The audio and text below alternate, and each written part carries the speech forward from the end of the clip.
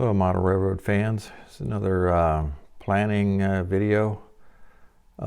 First of all, I want to thank Bill Baronic, the track planner.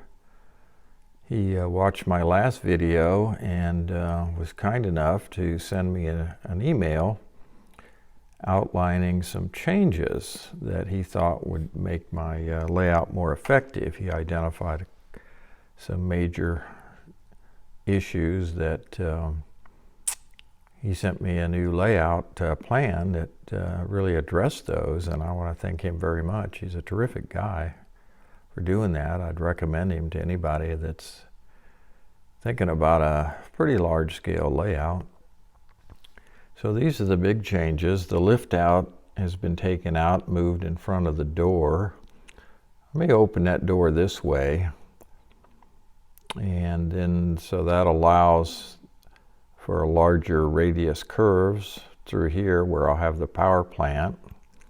Also over here around Omaha and into West Burlington.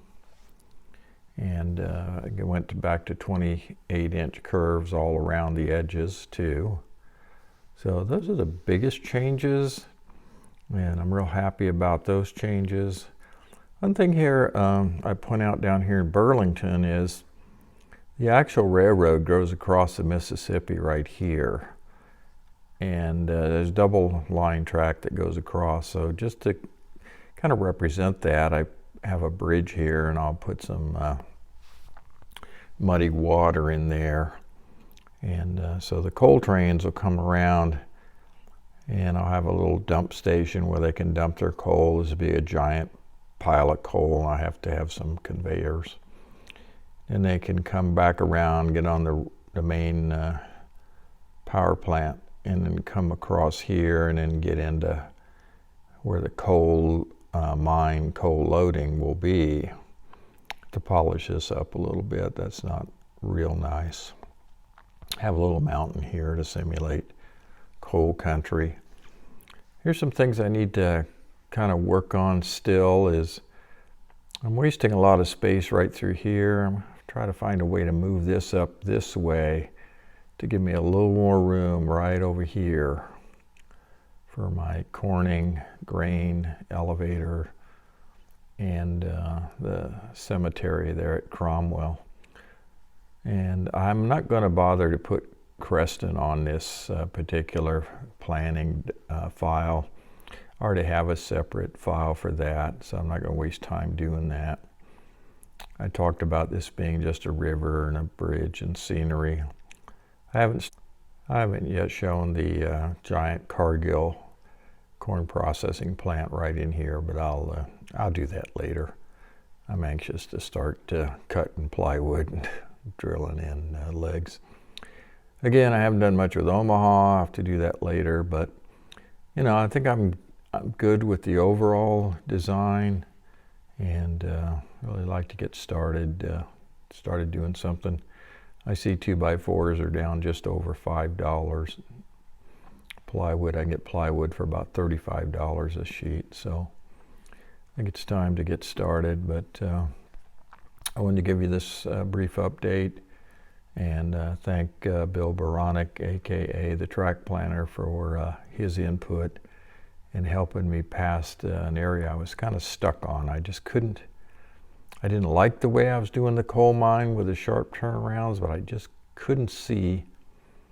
I was just kind of stuck on having that lift out and having my workbench in here. He says, just move your workbench somewhere else. And I can do that because, you know, this won't be done for a couple of years. So I can put this workbench anywhere over here and just deal with moving it around. So anyway, thanks again, Bill, and for you guys out there, thanks for watching, and really hope the next video is going to show some actually wood involved. Okay, just a little mail call here. I'm not actually opening anything, but I want to go over some stuff I bought for the layout. I got the piping kit, and I got refinery piping, so I should have plenty of piping for my ethanol plant and my Cargill plants. I bought a Rick's product grain bin, 33 foot, just to try that. I've done Walther's big grain bins. I need some small ones, so I thought I'd try those. I got some industrial tanks to use in my ethanol plant area. I got these loading racks for the ethanol plant. Sorry about that that glare. I'm going to show you why that's glaring here in the next part of this video.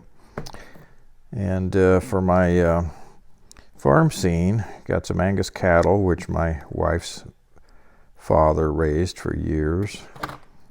I got this little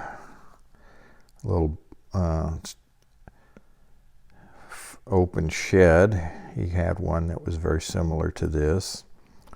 And then here's a house from Walther's. It's not exactly the way their original house looked when Carol grew up, but looks pretty close. So I think that's about all closest I'm gonna find.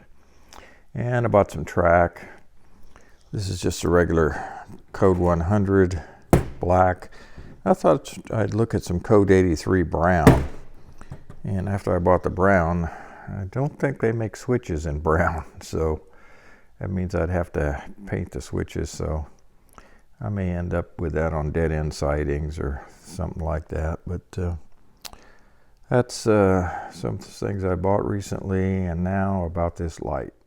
Okay, my basement just has these 75 watt regular incandescent bulbs placed in the center of the area, and it didn't put out much light. So I was out at Lowe's looking for electrical boxes to change them to put a fluorescent in, and I ran across these guys, and that just plugs in to where the incandescent bulb is. These are LEDs. They come in this box. These arms are folded up, and you just screw it in.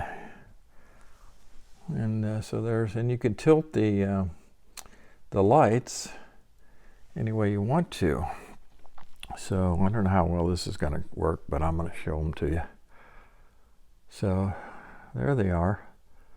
And gosh, they put out a lot of light, 5,000 lumens with 52 watts of power. So these things are great.